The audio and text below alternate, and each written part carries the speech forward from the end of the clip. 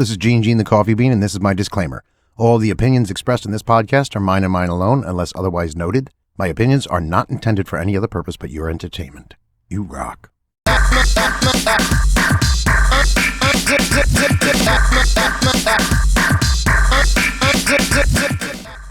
Good morning, you beautiful people. I hope you're all doing fantastic and your loved ones are as well. This is Gene the Coffee Bean. Welcome to the podcast. Our quote of the day is one of mine that I extrapolated from several different quotes from the last couple of millennia. And it goes like this: temper your emotions with intellect and season your intellect with emotion. Now, this has been an ongoing debate among intellectuals and philosophers and religious groups about what has greater value to our natural disposition, the intellect or our emotions.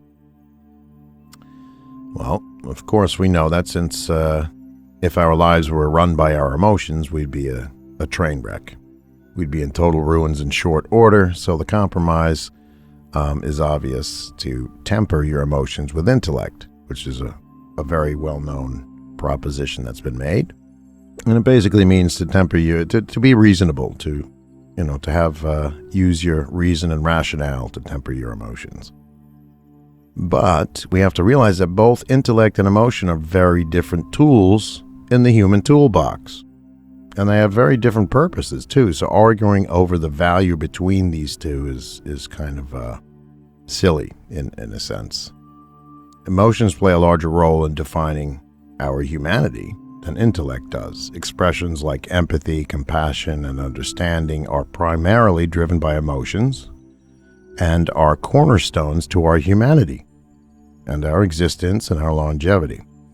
But intellect is also cornerstone to our longevity, welfare, comfort, and progress as a species. So both of these have extreme value, but they both need to be malleable and have interaction with each other on an equitable level. They have to be balanced. So if tempering our emotions with intellect is vital to our well-being, then we can see that seasoning our intellect with emotions helps us to create the most equitable approach to both tools. And if we didn't have our emotions to season our intellects with, that's basically sociopathy. And that's not good. And if we were just an emotional creature, we'd be a train wreck. So they're both extremely, extremely important. When it comes to our intellectual capacity, let's use the example of how we use our intellect to create financial templates for society that are effective. We do that with our intellect, but then we go back over the template, or we should, to see if it violates our humanity, if it's fair. We have to apply compassion, fairness, understanding, and whatnot to ensure that it's equitable or balanced. So you can see the interaction between the two. They basically have to have, it's not about value as much as measure in that, there's a quarter of a cup of that and 2 teaspoons of this, It's not about value. They both have their muscle, their might, their strengths, and their weaknesses. And there it is. Of course, this is a discussion that could take up several years or several more millennia, and we're not going to cover it in one little podcast, so we're just throwing out the centerpiece of an extremely important discussion we should always be having. It's really important to be always looking at this. All right, we're going to move on to jokes of the day. Number 1, my husband cooks for me like I'm a goddess by placing burnt offerings before me every night. That's cute. I love it. Number 2, I'm sick of following my dreams, so I'm just going to ask them where they're going and hook up with them later. Hey, that kind of ties into the quote of the day. Our dreams, are they infused with too much emotion? Yeah. Number 3, what do you get when you combine an insomniac, an agnostic, and a dyslexic? Someone who lays awake at night wondering about the true meaning of dog.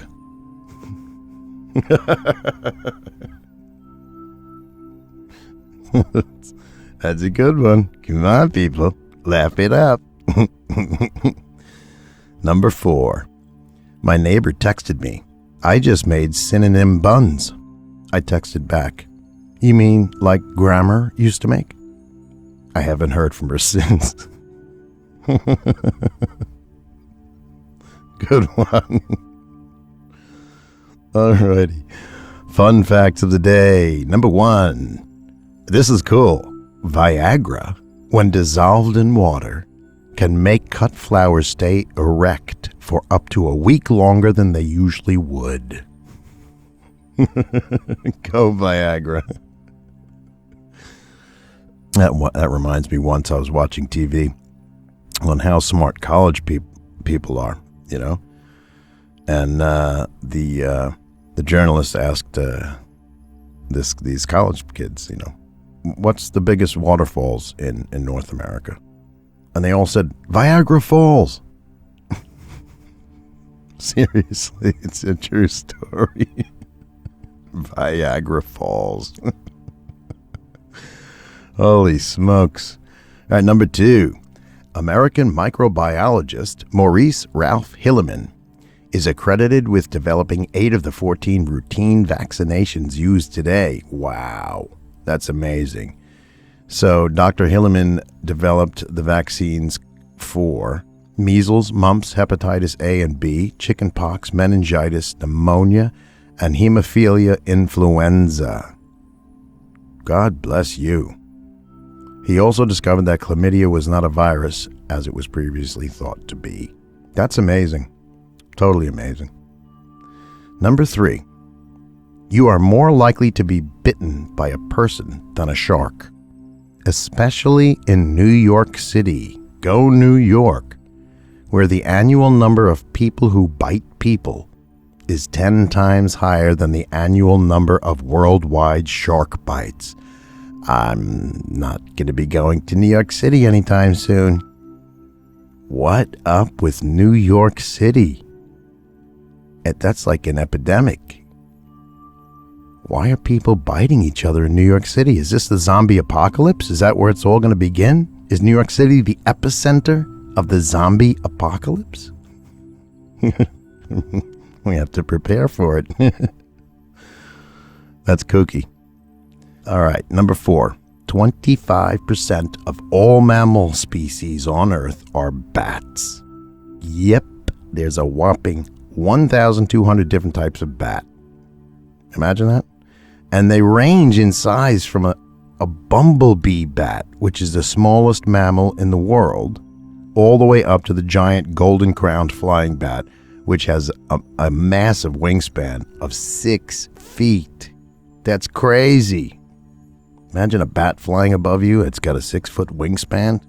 That's frightening. But I got to tell you something. It's a very cute-looking bat. It's almost like the fox bat, which is adorable.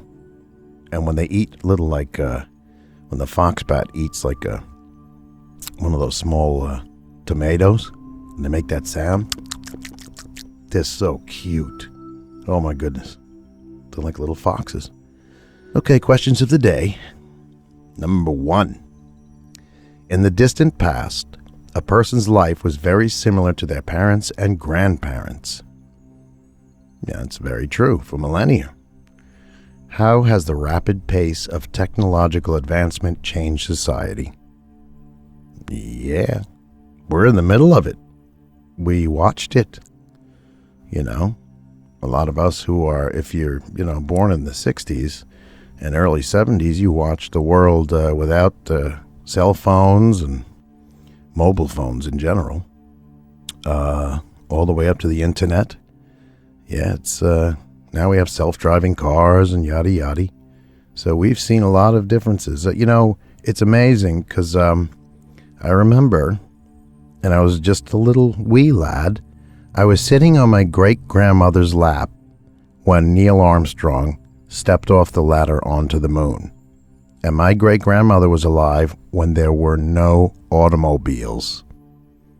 She was born, and she was an adult when there were no automobiles in the world yet. It hadn't even been invented. And she sat there with her grandchild on her lap and watched a man jump off a ladder onto the moon.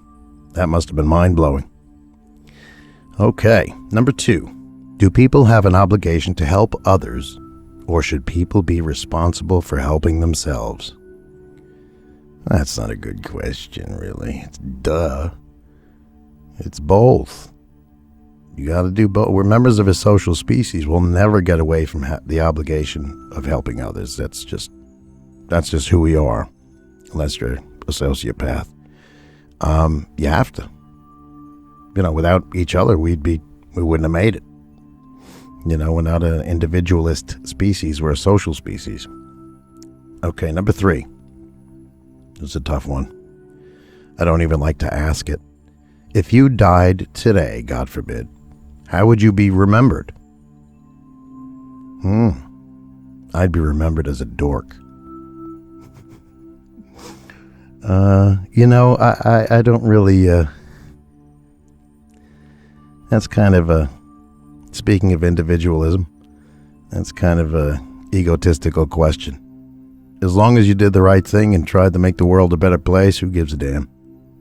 That's all you got to do. Who cares what people think of you after you're gone? As long as you tried your best, that's all you need. What else is there? Okay. Silly question of the day. Number 1. If you could change the sounds your body makes, like your, sneezes and burps and farts and yawns, what new sound effects would you replace the normal sounds of your body with? That's very funny. Oh my gosh. All right, how about, I'm going to do some of these. I would replace a fart with a squeaky toy noise.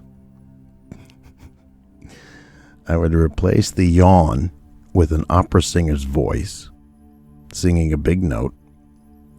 I would replace a sneeze with a popping balloon.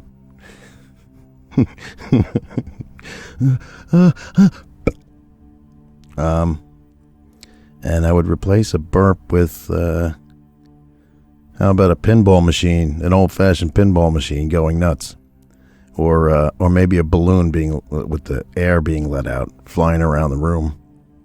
That would be very funny. Okay. All right, you poopy heads, you awesome peeps.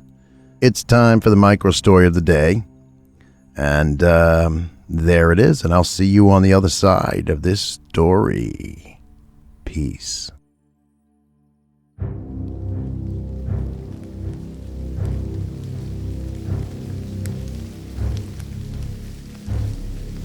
She could hear the creature gaining on her as she ran down the path towards her car.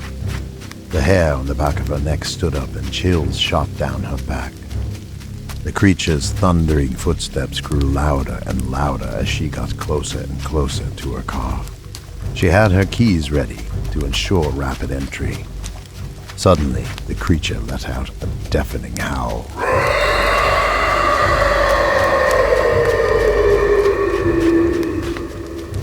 Causing her to let out a scream of her own. She reached the car and ran around the back to the driver's side door. Within a few seconds, she had opened the door, got inside, and locked it. She struggled to get the key into the ignition, but after a moment, the key slid in, and she started the car.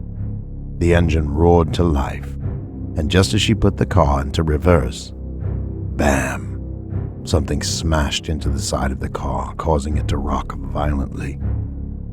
The engine sputtered and stalled. She tried to start it again, but the engine wouldn't turn over. She continued trying, but stopped when the creature let out another howl.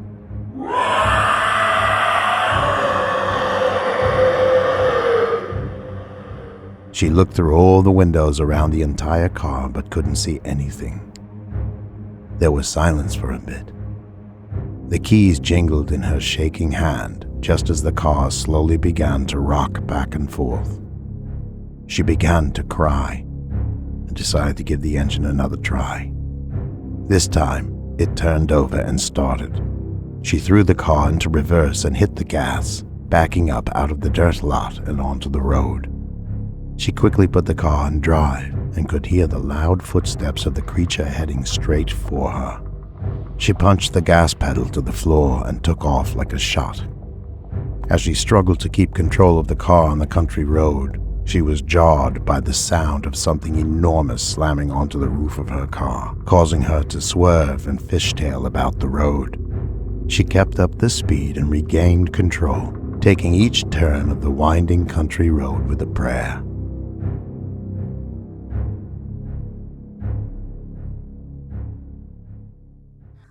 All right, you beautiful people. I hope you have a fantastic day. Be careful out there. If you're in New York City, make sure you put some kind of protective coating on your outerwear so you don't get bit. And I'm a New Yorker, so I can say that without any guilt. So there it is. And yeah, I hope I see you tomorrow. I'd love to see you tomorrow on tomorrow's podcast. Be well. And until tomorrow, this is Gene the Coffee Bean, and you rock.